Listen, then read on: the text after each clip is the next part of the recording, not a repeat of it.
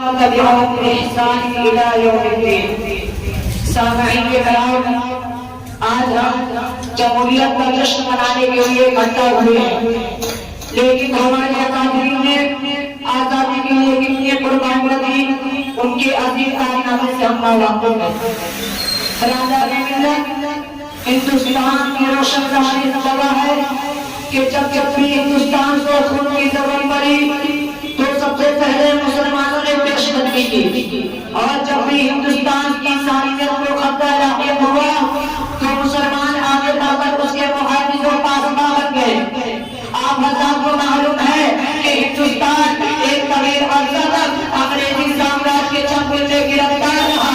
مغلوں کی کمزوری اور ملک کی فتح میں ملک کی بدولت ہندوستان کو تو غلامی پہننا پڑا۔ ایسٹ انڈیا کمپنی نے زبردست سازش کر کے ہندوستان کو اپنے قبضہ میں کر لیا تھا، اور یہاں کی آزاد خود مختار حکومت عوام کو اپنا محکوم و غلام بنا لیا تھا۔ میں اس طویل تاریخ کے چکر میں نہیں پڑوں گا، مجھے آپ سے یہ کرنا ہے کہ انگریزوں کے خلاف سدائے جہاد بلند کرنے والے اور انگریزی سامراجی طاقت سے لبرد آزما ہونے والے مسلم حکمران تھے۔ سب سے پہلے سید احمد شہید اور شاہ اسماعیل شہید نے پنج میں جہاد بلند کیا۔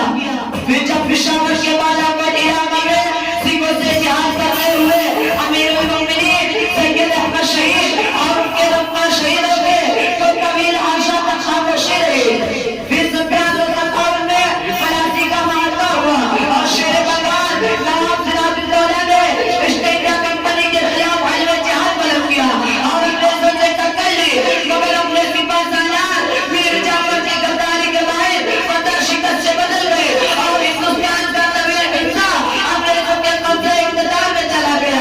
بہار و بنگال پر انگریزوں کا کنٹرول ہو گیا۔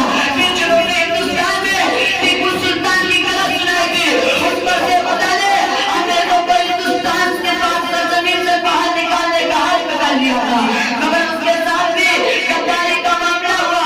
اس کے سپاہ سالار میر قاسم نے غداری کر کے ہندوستان کو صدیوں کے لیے انگریزوں کا غلام بنا دیا، اور ٹیپو سلطان مادر وطن کی حفاظت کرتے ہوئے میدان جنگ میں یہ کہتے ہوئے شیر کی زندگی ادھر کی 100 سالہ زندگی سے بہتر ہے، شہید ہو گئے، جن کی شہادت پر انگریزی افواج کے جنرل نے بڑے فخر سے کہا تھا کہ اب ہندوستان ہمارا ہے۔ برادر اسلام، ہندوستان ٹیپو سلطان کی آزادی نے ٹیپو سلطان کی شہادت نے ہندوستان کی آزادی پر سیاہی پھیر دی۔ پھر بھی آزادی کے بنوالے پرچم حریت بلند کرتے رہے۔ نواب احمد واحد علی شاہ کی گرفتاری کے بعد بیگم حضرت محل احمد اللہ شاہ افغانی اور جھانسی کی رانی انگریزوں کے سامنے سر جھکانے کے بجائے اور آزادی کا سودا کرنے کے بجائے دیش کی حریت و آزادی پر قربان ہونا گوارا کیا۔ تاریخ نے ان شخصیات کو یاد رکھا۔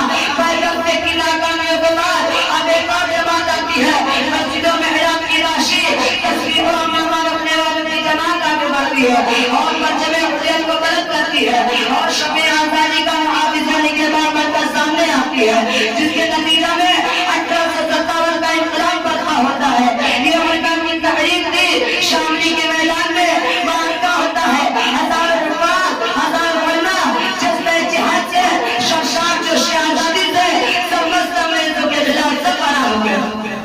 آخر مغل تاجدار بہادر شاہ ظفر کی بادشاہت پر متفق یہ جماعت دیش کو اپنے رہنما خدمات پیش کرنے کے لیے آگے بڑھی، مگر مشیت الہی کے تو کچھ اور مضمون تھا۔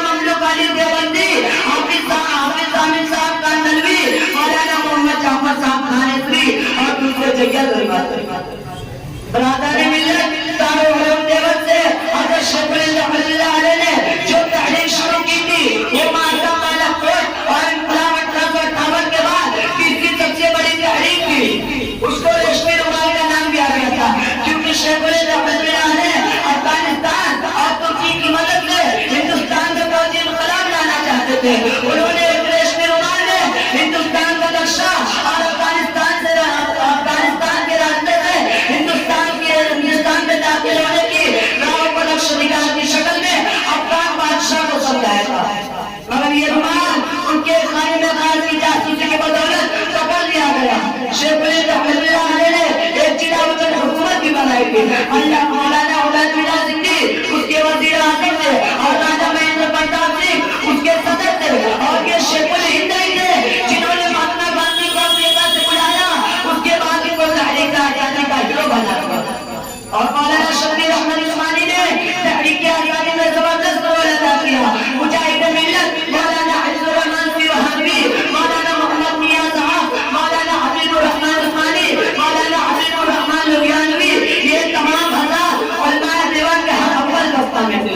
جب علماء دیوبند نے کانگریس کے شانہ باشانہ آزادی کی لڑائی لڑی ہے، جیل کی چوکیوں سے برداشت کی ہے، عذاب و رضا کے مزے چکھے ہیں. اگر کہا جائے کہ مہاتما گاندھی، پنڈت جواہر لال نہرو اور دوسری قومی لیڈروں کو ہیرو بنانے والے ہمارے علماء تھے تو مبارک اللہ ہوگا.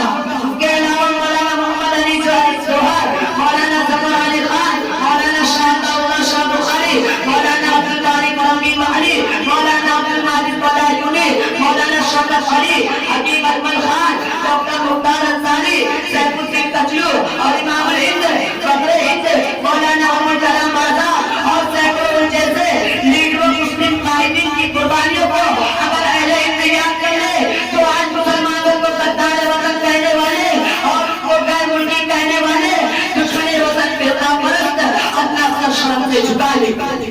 لیکن اتنی بربادی مقدر میں تھی یا ہماری